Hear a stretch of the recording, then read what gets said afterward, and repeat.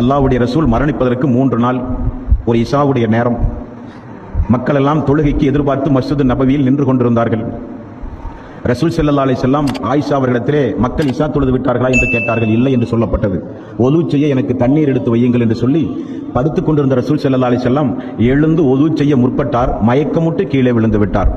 அப்பொழுதுதான் அல்லாஹ்வுடைய ரசூலுக்கு தெரிகிறது, இனி நம்மால் நடக்க முடியாது, எழுந்து கூட நிற்க முடியாது என்பதை அல்லாஹ்வுடைய ரசூல் புரிந்து கொண்டார்கள். இருந்தாலும் சிறிது நேரத்தில் முகத்தில் தண்ணீர் தொளித்து உணர்வு வந்தவுடன் மீண்டும் ரசூல் ஸல்லல்லாஹு அலைஹி வஸல்லம் மக்கள் இஷா தொழுது விட்டார்களா என்று கேட்டார்கள். இல்லை என்று சொல்லப்பட்டது. 2வது முறையும் அல்லாஹ்வுடைய ரசூல் எழுந்து நிற்க முயற்சி செய்யும் போது மீண்டும் மயக்கமுட்டு கீழே விழுந்து விட்டார். 3 முறை மயக்கமுட்டு கீழே விழுந்தவுடன் இனி நம்மால் நிச்சயம் பள்ளிக்கு செல்ல முடியாது என்பதை உணர்ந்து, பள்ளியும் வீடும் வெகு தொலைவல்ல, வீட்டினுடைய திரைச்சீலையை திறந்து பார்த்தால் பள்ளியில் மக்கள் தொழுவது தெரியும், அந்த அளவுக்கு வீடும் பள்ளியும் நெருக்கமாக இருந்த வீடு அல்லாஹ்வுடைய ரசூலுடைய வீடு. அங்கு ஒரு எட்டு எடுத்து வைத்து மக்களுக்கு தொழுகை நடத்த முடியாத அளவுக்கு 3 முறை மயக்கமுற்று கீழே விழுந்தவுடன் தன்னுடைய மகள் ஆயிஷா, தனது மனைவி ஆயிஷா அவர்களை பார்த்து, உம்முடைய தந்தை அபூபக்கர் உண்டா என்று கேட்டார். உண்டு யா ரசூலல்லாஹ் என்று சொன்னவுடன் அபூபக்கரை அழைத்து மக்களுக்கு இமாமத்தாக இஷா தொழுகை நடத்துமாறு நான் கட்டளையிட்டேன் என்று சொல்லுங்கள் என்று சொன்னவுடன் ஆயிஷா அவர்களை பாருங்கள், யா ரசூலல்லாஹ், என்னுடைய தந்தையை உங்களுக்கு தெரியாதா? நீங்கள் நின்று தொழுகிற இடத்தில் அவர் நின்று தொழுதினால் குர்ஆன் வசனம் ஓதும் போது அழுது விடுவார் யா ரசூலல்லாஹ் உங்களை நினைத்து. ஆகவே உமர் அவர்களை பார்த்து நீங்கள் தொழ வைக்க சொல்லக்கூடாதா யா ரசூலல்லாஹ் என்று சொன்னவுடன் ரசூலுல்லாஹி ஸல்லல்லாஹு அலைஹி வஸல்லம் கண்டிப்பாக அபூபக்கர் தான் தொழ வேண்டும் என்று மிக கட்டளையிட்டார்கள் அல்லாஹ்வுடைய ரசூல்.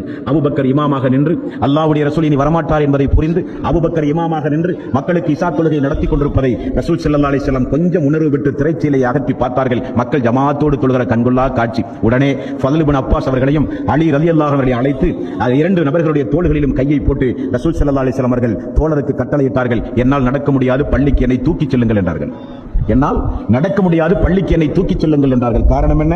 ஜமாத் நடக்கும்போது வீட்டிலே இருக்க எனக்கு மனம் இல்லை என்றார்கள் ரசூல் ஸல்லல்லாஹு அலைஹி வஸல்லம். ஆயிஷா ரலியல்லாஹு அன்ஹா அவர்கள் சொல்கிறார்கள், அல்லாஹ்வுடைய ரசூலை அந்த 2 தோழர்களும் தூக்கிச் சென்றதை வீட்டிலே இருந்து நான் பார்த்தேன். கால் கூட பூமியிலே ரசூல் ஸல்லல்லாஹு அலைஹி வஸல்லம் அவர்களால் வைக்க முடியவில்லை. பெருவிரல் கீழே பூமியில் கோடு போட்டு சென்றது. ஒரு ஆட்டை தூக்கி கொண்டு வருவதைப் போல அல்லாஹ்வுடைய ரசூலை தூக்கிச் சென்றார்கள். அல்லாஹ்வுடைய ரசூல் தூக்கி கொண்டு வருவதை பார்த்த உடனே அபூபக்கர் சித்திக் ரலியல்லாஹு அன்ஹு அவர்கள் இமாமில் இருந்து பின் வர ஆரம்பித்தார்கள். அல்லாஹ்வுடைய ரசூல் அவருடைய முதுகு தண்டிலே கை வைத்து அவரை இமாமாக நின்று தொழ வைக்க உத்தரவிட்டு, மறைமுகமாக பேச்சில்லாமல் செய்கையின் மூலமாக உத்தரவிட்டு அவருக்கு அருகில் அல்லாஹ்வுடைய ரசூல் அமர வைக்கப்பட்டார். இஷா தொழுகை நடத்த ஜமாத்தில் கலந்து கொண்டார்கள் என்று நாம் பார்க்கிறோமே.